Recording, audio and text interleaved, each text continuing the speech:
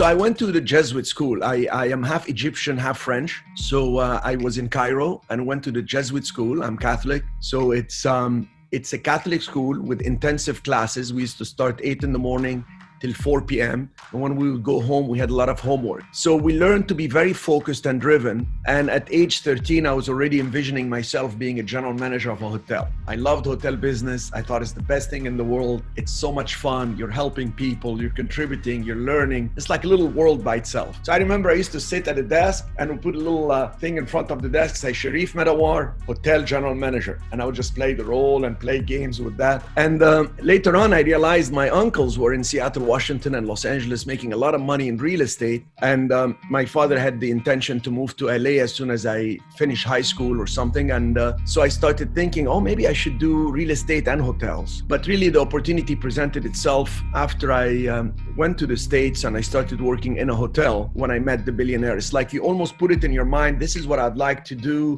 This is what I'd like to learn and do more of. And then life presents something to you and you realize, oh my God, this is what I'm looking for. And so that's how it just came about.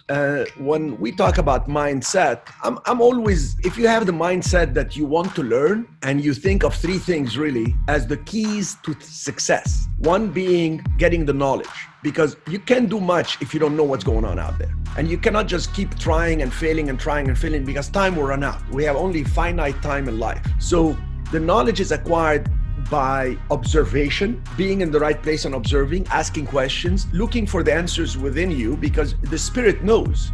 We as spirits, we know, and we just have to ask ourselves, why is this happening this way? Why is this person asking me that? How come this person did it this way? Let me ask them. Now, a lot of people are not willing to tell you. When you acquire knowledge, one of the 3 things you need, a lot of people are not willing to share. So I have to share something with them so they feel like they want to reciprocate. So I had to grow my own value. I had to learn more to tell people, you know, you can save in taxes this way or that way. And then people say, this is interesting. You know that I do it this way because this is, so now there was an exchange of value. So number 1 is the knowledge. Number 2 is the action. I was willing to take action. I was working not 8 hours a day, not 10 hours a day. I was working 15 and 20 hours a day. It was crazy. I would sleep 4 hours and go back to work in the hotel and learn more from the front desk to housekeeping to food and beverage, etc. So knowledge, action, and the third most important element that people miss was to network. So the more I knew, the more I was willing to take action, the more I was able to strategically network with people who were successful and willing to share. And the way that I was getting them to be willing to share is I was providing value. I would say things like, I'm willing to work harder for you. Would you be interested to do this and that? When the billionaire noticed how hard I worked, he approached me not because I was a nice guy. He noticed how hard I worked. And his first thing he told me was, I see you working 10, 11 hours a day. Are you crazy? What are you trying to accomplish here? And I said, sir, I am 20 years old. I think if I work hard, they told me I can become a hotel general manager. I'm a management trainee. Look at my name tag. It's a golden name tag. It's not the regular one. And he looked at me, he's like, are you crazy? Come and work for me. You're working hard. I'm going to show you what nobody can show you. Speak on my behalf, travel on my behalf.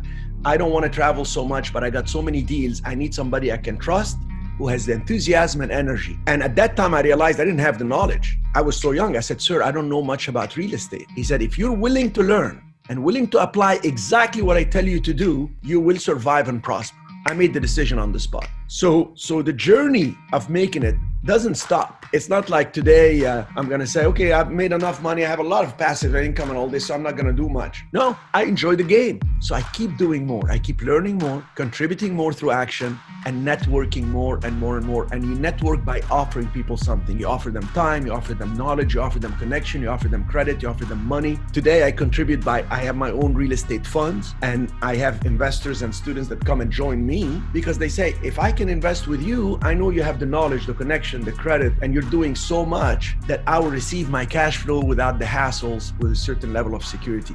And that's when you no longer pursue, you start attracting. And that's when the game changes. but it's always a game, and the game has the purpose, which is the goals, the freedom, which is to decide and to travel and to make things happen, and the obstacles, those who are gonna fight you, the situations that are not gonna go your way and all this. Those are the elements of the game. And if you play the game to enjoy the game and to win, you will not get too frustrated when the obstacles happen and problems and situations that kind of derail you a little bit, because you will find that the game itself is fun. And if you keep that mentality, you're playful, you're creative, and it takes you to a spiritual level. So the physical universe of time problems, distance problems, money problems, and space problems, etc., all these get disintegrated because you have an imagination and ideas and creativities to be able to approach problems. Instead of just avoiding them or solving them, you transform them into opportunities. And it's all a matter of being playful with it and not getting too serious or too stressed out about it.